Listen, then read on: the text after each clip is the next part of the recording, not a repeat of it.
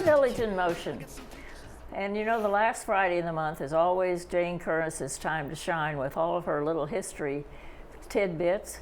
And today we're going to explore firearms and the history of them. So Jane, take over. Good morning. Good morning. Well, it's a hot topic, I think, right now. Yes, it is. And rightly so. Between those problems and the other problems that are going on, and an air full of pollen and all that. I think maybe we need to think about how do we get rid of a lot of those firearms that are not needed anymore. Well, it's a problem. Part of the whole thing is looking into what they did in the past, sort of how it all got started. And Right. I don't know that there's terribly much that can be done about it because there are two strong sides contending. Right. But what I have done, this is a rather large topic. We are not going to describe the geography of the gun or anything that's not what we're here for this morning. But the development of firearms and their role in society, Right. how they have contributed to, detracted from, reacted with, been supported by, whatever. Harm they've done, good they've done. We're going to try to look at these different sides of it. Okay. And what I have done, I went over here and made myself a sort of timeline, and I have annotated the line. And what I want to do is show just some of the high points in the development of these weapons. Okay. They did not start out necessarily as weapons, but it was almost immediately people realized the destructive power could maybe feather their own nest, to Right. garble a metaphor there. And it just, like wildfire, it went to the farthest corners of the world. But we have gunpowder, of course, was the key ingredient. And it was, as far as anybody knows, it was invented by the Chinese. Gunpowder, as we know it, is, of course, you had to know some chemistry, and for anybody to happen onto it accidentally doesn't seem too likely, because you need things like charcoal and saltpeter, which is a combination of other things, sulfur. They may have dropped something into a fire sometime, and it went off with a bang. Who knows? But somehow, by the 1200s, by the 13th century, the Chinese had gunpowder. Well, they're well known for all of their fireworks. Well, they are, and that's, I think, probably the first thing that it was used for. Mm-hmm. But very rapidly, people recognized this destructive power as something that could help them with their own. If you were a king or something and you wanted to conquer the enemy, or just a neighbor and you wanted to blow up your neighbor because they were making whatever you wanted to use it for, the destructive power was immediately apparent. And of course, people probably got hurt, burned yes. if not killed, in playing with it. Mm-hmm. But it had developed and it had spread pretty well in China. Now, the 1200s, the 13th century, is also, just happens to be the century that fairly neatly encloses the Mongol hordes, the Mongol invasions. And I don't think they went over too much to it. Their great strength and their great art was horseback riding and firing bows from horseback. Mm-hmm. But we're going to take a look. The first written evidence was in the 1200s, and then by the 1300s, by the middle of the 1300s, there's a report of making gunpowder, manufacturing gunpowder in the Tower of London, and other spot reports, like these tidbits you mentioned. Those are real tidbits of little reports here and there of these things showing up. But the first recorded use of one was in 1364, and of course this is when knighthood was in flower and all that. Swords were the big thing at that time. Handguns, I don't think existed at all at that point.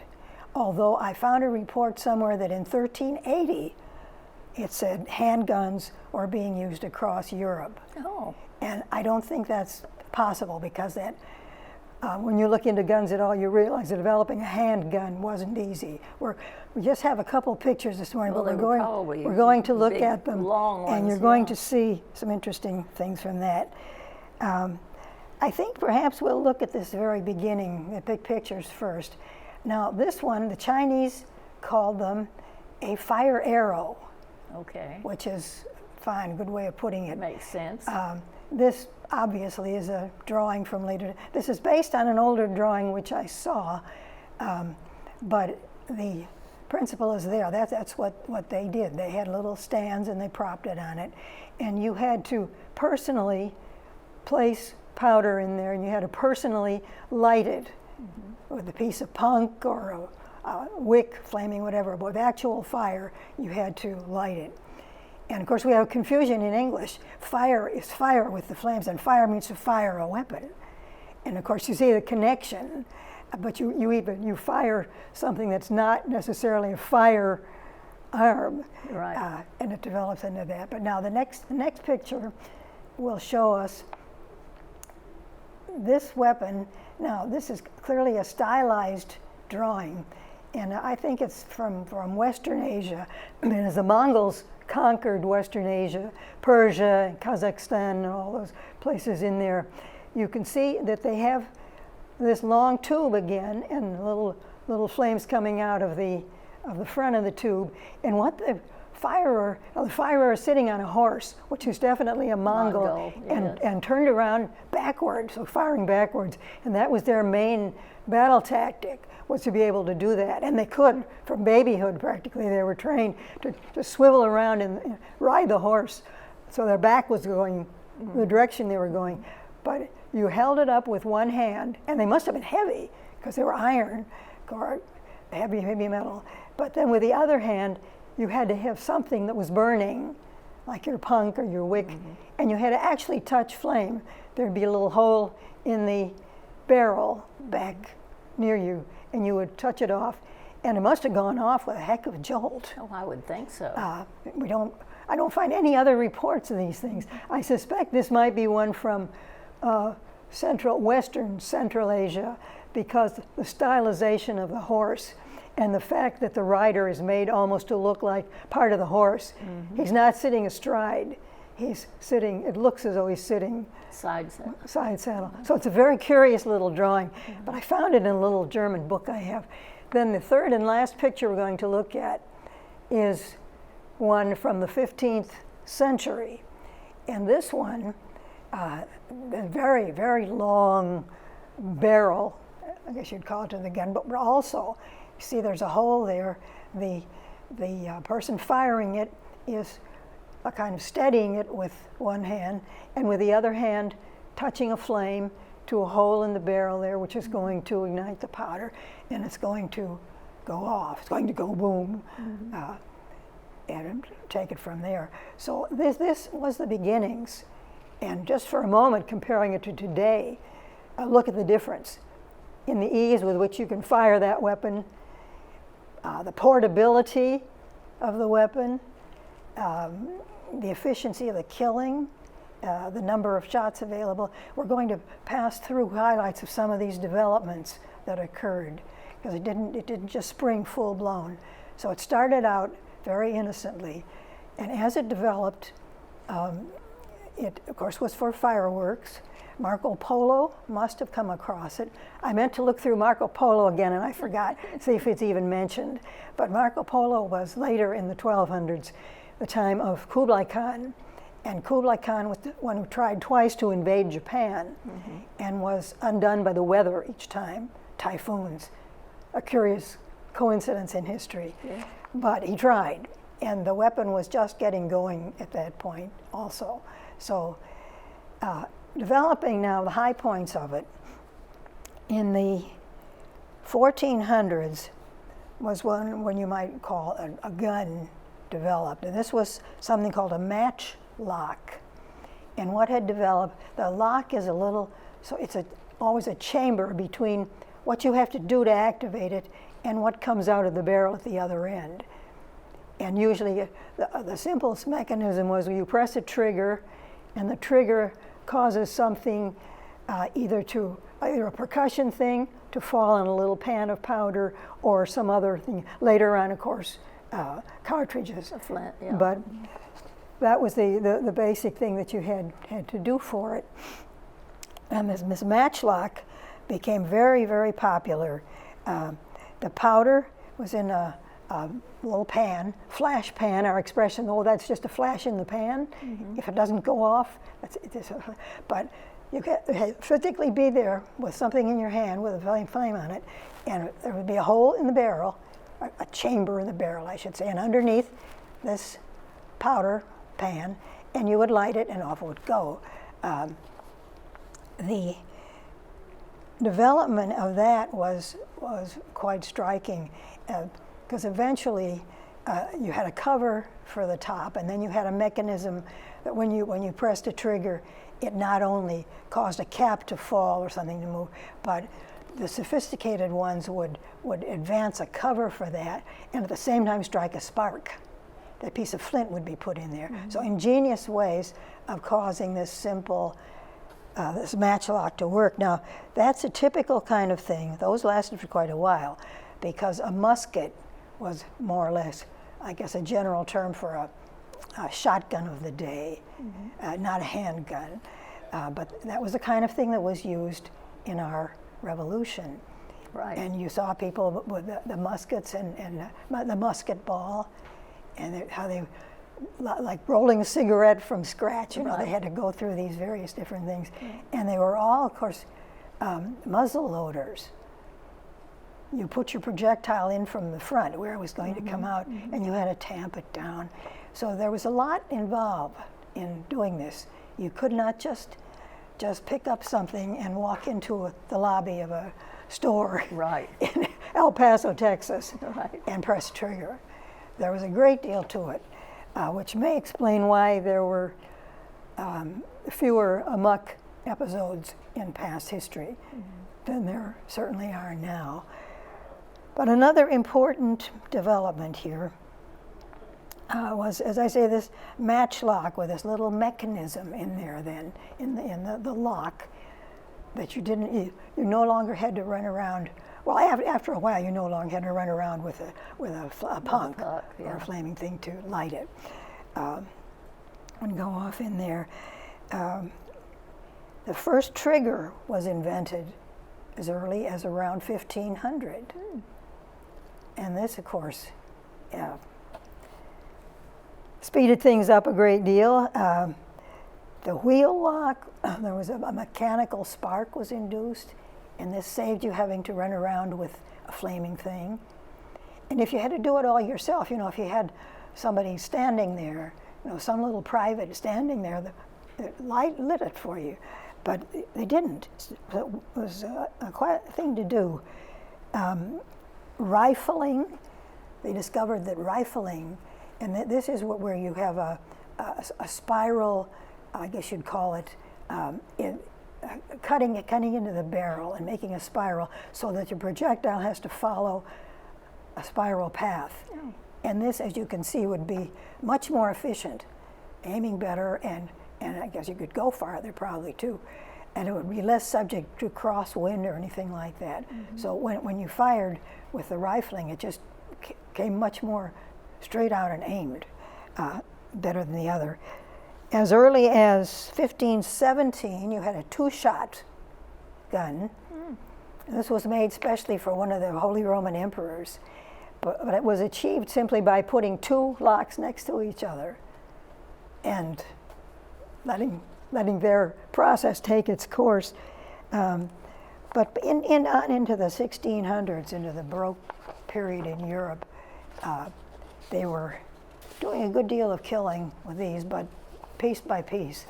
And perhaps as often as not, the firer of the weapon would be wounded, damaged, or even killed. So it almost sounded as though as the gun was developed, its main use was for killing.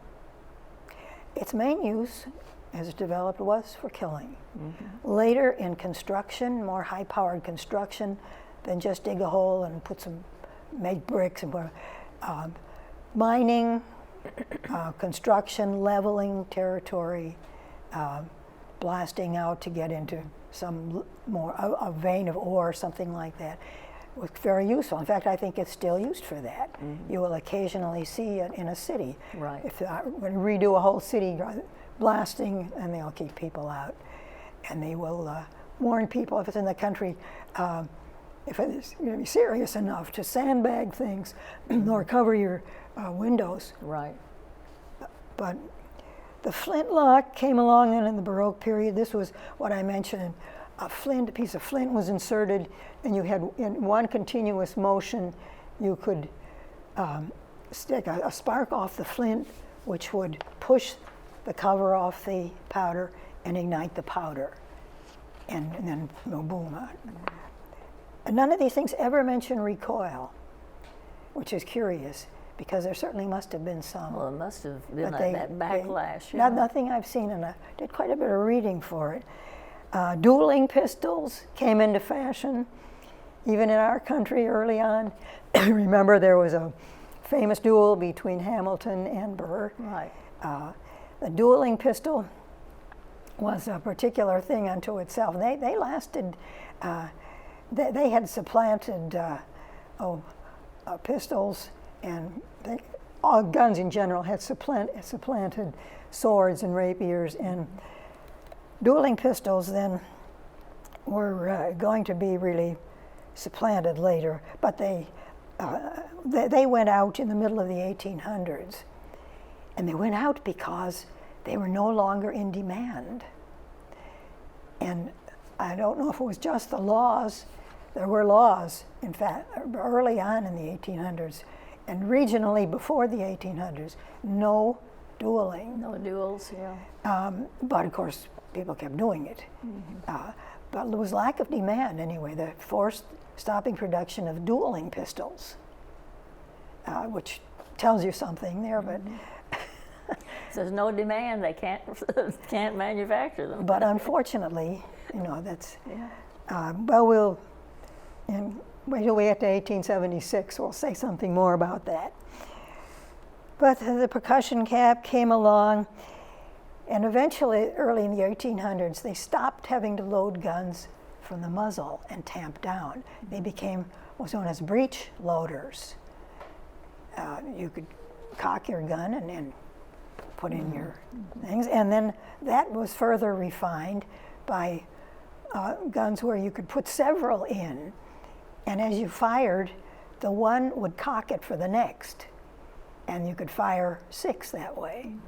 They didn't catch on too well. They had a rifle as well that would fire, a repeating rifle, and in the Civil War, the War Department in our government then had a terrible reputation for being stodgy and stiff and not moving, no imagination, no daring in battle, anything. Lincoln had one tussle after the other with him. But the Spencer gun came out, and it was a multi-firing weapon, and Lincoln tried one out, and he overrode the War Department. And the Army, eventually the Army was partially equipped with them. They still had some others, however. They still had some, I think I still even had some muzzle loaders at that point. But this this gun that would, the War Department said, no, we can't have them. We're going to snuff this out. Why? Because they'd use, 5-6 times as much ammunition. Oh. See, they'd just be firing randomly around ammunition. Well, we know how that turned out. Yeah. But also at the time of the Civil War, just a couple years later after that, the Gatling gun was invented by a man named Gatling. And this was the gun that was supposed to be so horrible, and the carnage so bloody, so just revolting, that it was going to end all wars. There it was. But the Gatling gun, of course, could fire 6 at a time. And you turned a little crank, and out came these. So you didn't have to load as often. And so Remington began doing rifles, And they, of course, all these systems are being upgraded. Meanwhile, Remington upgraded the spiral interior, and somewhere along the line, a better machine for boring into metal had been invented, so the gun barrel had become more efficient and safer for the person firing the gun. It would take hotter explosions, of course. Hotter explosion would be a more efficient firing, so it was pretty bad. Colt began making revolvers. They're still famous. Oh yeah, Name it. Well, Remington's still a famous name today, but Colt was the first one. This was the Industrial Revolution in the 1830s was just getting started, and Colt, like a genius, adapted those techniques for mass producing guns, and off they came. So lots of guns available. Reliability and accuracy, everybody liked the Colt. Incidentally, Lewis and Clark carried one of the early rifles, or probably a few of the early rifles with them. Now, Colt patented a revolver in 1836 that was a self-cocker. Again, it would cock itself, and so that you could keep firing. The Crimean War, the weaponry was much more, what's considered then more primitive. It was still muzzle-loading guns primarily, because I don't know if the rest of the world had been keeping up with the United States on these things. We had the frontier, of course, and what you perceived as very real dangers. I mean, you had grizzly bears, right, and you had Indians who were understandably defending their own territory. Sure. But they would scalp you if they caught you, didn't get out. Otherwise, resist, which was quite understandable. In 1860, now this repeater I mentioned would fire 7 shots in 15 seconds. And what does that remind you of? It reminds you of this recent episode where the killer killed, 9 people in 24 seconds, which was even slightly less efficient than this old one, except that the entire gun was more efficient. It wouldn't blow up, and you just go whoosh, and you had a new cartridge, a new load in, new magazine. So the Civil War increased the use of firearms naturally a great deal, but in private life as well in the West, as the West was one. 1873, that was when the first Winchester came out, and 1876, the NRA was also founded in 1873. 1873. National Rifle Association.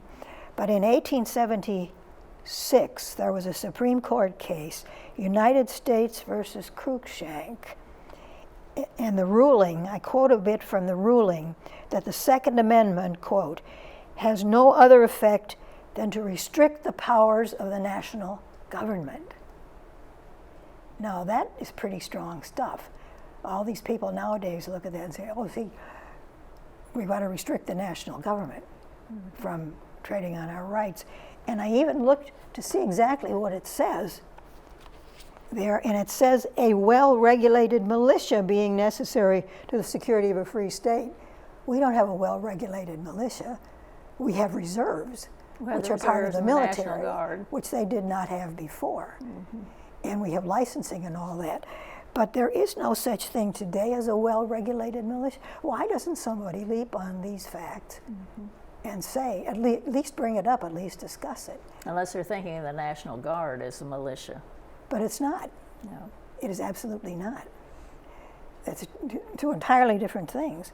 And of course, the type of weapon available, if we're interpreting our Constitution or any of these amendments in terms of what the weapons were at the time, that would have been a musket and a dueling pistol, and anybody who wanted to can carry a musket and a dueling pistol today. Yeah. And a bag full of all the stuff you had to have, to work it, and some punk and matches. It really makes you stop and wonder. Yeah, but, we're getting down toward the end here, so. Oh, we are. All right. Well, The automatic handguns came along, and of course they were more. I wanted to. Well, give me 5 minutes. No, you've got about 2. 2? Oh, well, this excellent book goes into the subject of the, it's the German-speaking areas, Germany and Austria, well, it goes back, but it comes up, there's a lot of material in here about the medieval period, when every male in a lot of these communities was required, of a certain class, was required to provide their own gun and equipment, and was required to serve the city magistrate or the landed gentry person who controlled their land. It was just a part of everything. It was a guild, just like a guild for a craft guild or anything. I wanted to draw a comparison then. In olden times, for example, all males were required to train and to bear arms. In our country, required military service in some area, in our world, in some countries, they do require automatically 2 years. Right. And I think even some women are required to do 2 years. But it's just a training, and then they're out. But everybody was required in those days who was certainly a tax-paying male and of a certain class, a free citizen, free person, not an indentured servant or anything. The purposes in those days, well, they were partly fun, sociability, but they were a cohesive force that whoever the ruler was, the duke or the city magistrate or whatever, could call upon, legally call upon to do these. Today, it's partially for fun. I think it's a lot, though, for political influence, because this demanding rights works across the board. If we demand our rights in one thing, we're probably going to be a little persnickety, maybe even have a chip on the shoulder about others. And that's what I think it has turned into. And some of this wording, this wordology, in those days, now in the very early days, your target was target shooting and elaborate, wonderful, in medieval Renaissance Germany, wonderful targets. And there was a live foe. If you went to war in the BC, or if you went to war even in the Civil War, a lot of it was you were right there. Mm-hmm. You were expected to kill the person next to you. Right. And that's quite different. Many people from combat have said, I looked them in the eyes and I couldn't do it. Right. That sort of thing. But there was a live foe, and of course hunting. And hunting was partly for food, but a lot for fun. And because it was an aristocratic thing, the common people weren't allowed to do it. And they could be executed for trespassing. So that has different now. In individual shooting organizations, yes, a lot of them are purely sociability, but the rifle folks, they of course have their own ranges, and they have big festivals, and they drum up spirit. They're not all bad because they do have sociability and gathering, but it's not like the old guilds, right, which controlled a great deal of the person's life, and they had saw that they were married, saw that they were in good jobs and well paid and all that. Mm-hmm. So they now guns were very expensive up until very recently, in terms of hundreds of years. They were made by hand, mm-hmm, and rather exacting work. So a gunsmith was a specialist. Guns were cheap, mass-produced, especially after Eli Whitney and others began mass-producing guns. You could buy them, and look at now. Mm-hmm. You can mail order a gun, right, for practically nothing. Production and possession used to be controlled by the ruling classes. The city magistrate, city government, the local lord, ruler, whatever. And ownership and use was even required. You were required to practice and keep your hand in. Nowadays, of course, it's unrestricted production and unrestricted ownership, except that there is the attempt to see that people who shouldn't have guns don't have them, and to keep them locked up if there are children in the house, Right. et cetera. Feeble measures, in other words, to see that they don't get at them. Social, sport, community, yes, those are things. Today, I think you can add grievances to it. Some of these racial killings Right. are a problem, a very serious one. There were community shooting ranges then, as there are now. It is a sport, it can be a sport, and for many It is can be a sport, yeah. But as you go on, magistrates often had sponsored groups for their own purposes to use for their own land grabbing and so on. And they are, of course, powerful political influence. And the threats are I don't know, you say they're greater or they were less, but for a person to own a gun, there are some, of course. There were many more then, I think. The world is more crowded now. People are maybe aggravated more. People might have been calmer in the old days. I read a book on that subject where there were fewer crowds, less noise, more opportunities to get away from it all. There are fewer more of those stress now, these days. and there's more stress on people. Okay. So it's a fascinating subject, the firearms, And how a they little got disturbing started. when you think of. And very disturbing. We have control, but are we using it? And Yes. I think it's something we need to think about. Yeah. Yeah. Thank you, Jane. You're welcome. Gave us something to think about.